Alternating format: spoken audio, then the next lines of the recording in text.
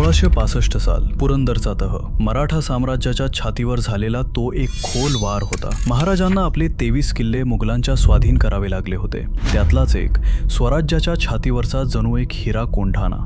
मुघल सुभेदार उदयभान राठोड याच्या क्रूर नजर कैदेत कोंढाणा कुदमरत होता. उदयभान एक असा राक्षस ज्याच्या नावानेच लोक थरथर कापायचे.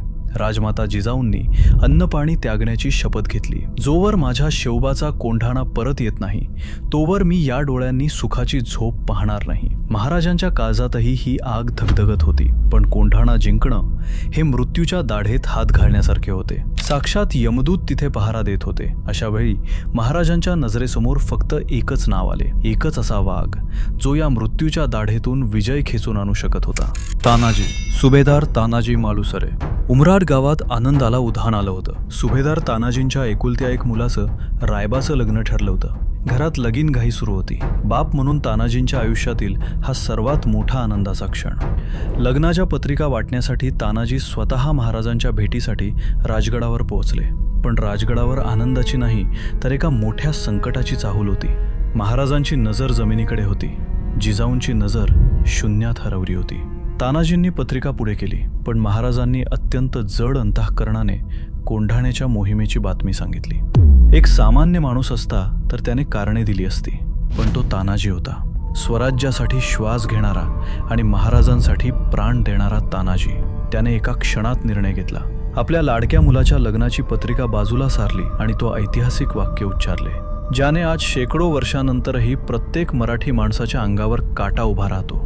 विचार करा, काय असेल ती निष्ठा, काय असेल ते प्रेम, स्वतःच्या कुटुंबापेक्षा, स्वतःच्या रक्तापेक्षा, ज्याला आपली माती आणि आपला राजा मोठा वाटला. हा केवळ एक संवाद नव्हता, ती मृत्यूला दिलेली साध होती. कोंढाणा एक असा अभेद्य किल्ला ज्याच्या मुख्य दरवाजावर तोफा आणि हजारो सैनिकांचा पहारा होता. मुख्य दाराने जाणे म्हणजे थेट आत्महत्येला आमंत्रण. पण तानाजींनी एक असा मार्ग निवडला जो साक्षात मृत्यूचा मार्ग होता. द्रोणागिरीचा कडा, 90 अंशाच्या कोनात उभा असलेला अत्यंत निसरडा आणि भयंकर कडा. उदयभानला खात्री होती की या कड्यावरून माणूस तर काय, साधं माकडही वर येऊ शकत नाही. म्हणूनच तिथे पहारा नव्हता. इतिहासाच्या पानांवर एक आख्यायिका सांगितली जाते, यशवंती घोरपडीची.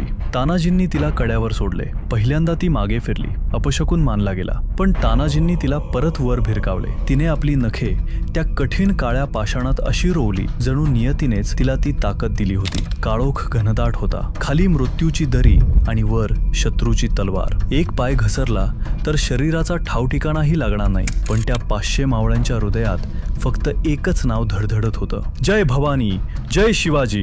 300 मावळे कडा चढून वर पोहोचले. पण नियतीला काहीतरी वेगळंच मंजूर होतं. अचानक कड्यावरची शांतता भंग पावली.